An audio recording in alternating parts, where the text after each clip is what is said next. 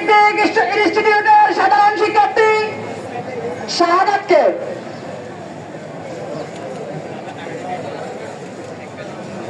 এই সংগ্রামী ছাত্র জনতা আছে, এই সংগ্রাম কি চলবে?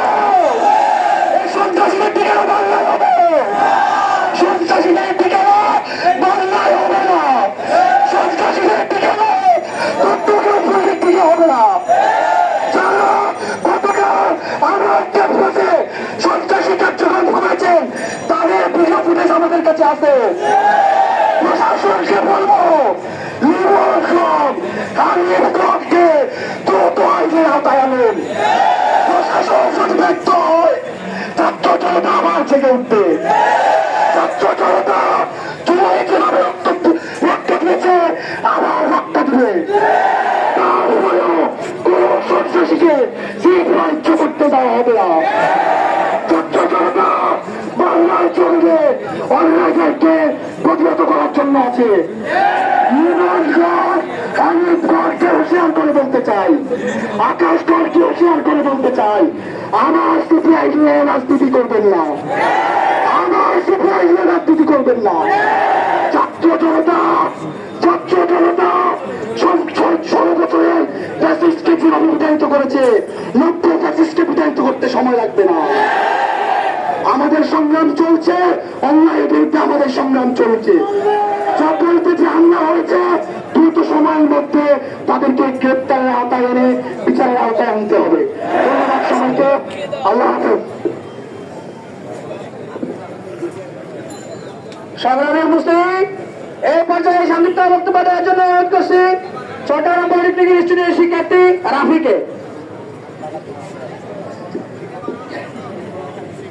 আসসালামু আলাইকুম সংগ্রামী ভাইয়েরা, আমি আপনাদের জানাতে চাই যে গত পরশু আমাদের হর্নের সিটের ফলাফল প্রকাশ হয়েছে। তার ভিত্তিতে গতকাল আমাদের ভর্তি চলছিল, তার মাঝে একজন এসে এখানে ছাত্রীর এবং সাজ্জাদ এসে আমাদের এই ভর্তি কার্যক্রমকে বন্ধ করে দেয়। তখন আমরা সাধারণ ছাত্ররা যখন সেখানে প্রতিহত করতে চাই তখন টোকাই এবং বিগত ফেসিসদের কিছু দোষর এসে বাংলাদেশ নিয়ে লাঠি সোটা এবং ক্রিস নিয়ে আমাদের সাধারণ ছাত্র এবং শিক্ষকদের উপর হামলা চালায়। আমরা তার তীব্র প্রতিবাদ জানাই এবং আমাদের কাছে তার ভিডিও ফুটেজ আছে এবং ছবি সহ আছে।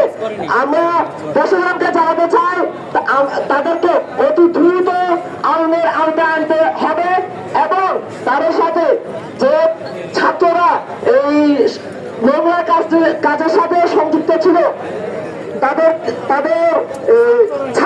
ছাত্রত্ব বাতিল করতে হবে।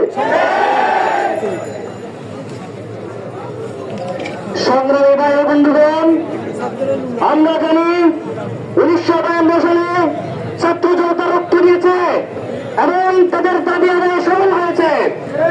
আমরা জানি 1969 গণঅভ্যুত্থানে ছাত্র জনতা রক্ত দিয়েছে, 71 ছাত্র জনতা রক্ত দিয়েছে। আমরা জানি 18 কোটা আন্দোলনে এবং নিরাপদ সড়ক আন্দোলনে ছাত্র জনতা রক্ত দিয়েছে এবং তাদের দাবি আদায় সফল হয়েছে। সংগ্রামী ভাই বন্ধুগণ, গতকালকে যে ঘটনা ঘটেছিল আমরা তার তীব্র নিন্দা ও প্রতিবাদ জানাচ্ছি। সংগ্রামী ভাইরা, এ পর্যায়ে কথা বলার জন্য অনুরোধ জানাচ্ছি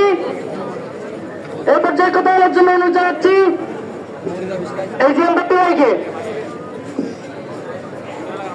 সংগ্রামী বন্ধুগণ, আপনারা জানেন একটি নির্দিষ্ট গোষ্ঠী গত 15 বছরের নেই হলগুলোতে দখলদারিত্ব এবং সিট বাণিজ্যের তার সৃষ্টি করতে চাচ্ছে।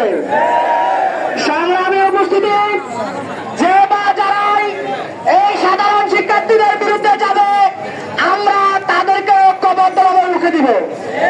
সংগ্রামী বন্ধুগণ, এই পর্যায়ে সংক্ষিপ্ত বক্তৃতা দেওয়ার জন্য অনুরোধ করছি আবু ওবায়দা, সমন্বয়ক বৈষম্যবিরোধী ছাত্র আন্দোলন চট্টগ্রাম জেলা।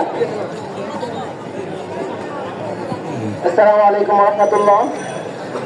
সংগ্রামী ভাই বন্ধুগণ, আমি স্পষ্ট করে বলতে চাই ছাত্রলীগকে নিষিদ্ধ করা হয়েছে কোনো বেশি দিন হয় নাই। এই ছাত্রলীগের ভূমিকায় যদি কেউ আসতে চায়, আমরা বৈষম্যবিরোধী ছাত্র আন্দোলন সাধারণ ছাত্রদেরকে নিয়ে ঐক্যবদ্ধভাবে আবার তাদেরকে রুখে দিব। গতকাল আমরা সেখানে ছিলাম, আমরা হাসিনার বিরুদ্ধে যে যুদ্ধ করেছি, এই যুদ্ধের একটা ক্ষেত্র আমরা ওখানে দেখেছি। তারা দেশীয় অস্ত্র রামদা নিয়ে আমাদের শিক্ষকদের উপর আঘাত করেছে। আমরা তাদেরকে বলতে চাই, এই নিষিদ্ধ হওয়া ছাত্রলীগ, যুবলীগ, আওয়ামী লীগ থেকে শিক্ষা গ্রহণ করুন এবং আপনার এই চিপ বাণিজ্য সবকিছু আমরা রুখে দেওয়ার জন্য ইনশাল্লাহ প্রস্তুত। এই পর্যায়ে আমরা কথা বলার জন্য অনুরোধ করছি সংগ্রামী বন্ধুগণ, সংক্ষিপ্ত বক্তৃতা দেওয়ার জন্য অনুরোধ করছি সহযোদ্ধা আব্দুল্লাহ আদনান, শিক্ষার্থী হালিশহর ক্যান্টনমেন্ট। সংগ্রামী সহযোদ্ধগণ, আপনারা গতকাল সংঘটিত হওয়া সন্ত্রাসী কার্যক্রম সম্পর্কে অবগত হয়েছেন।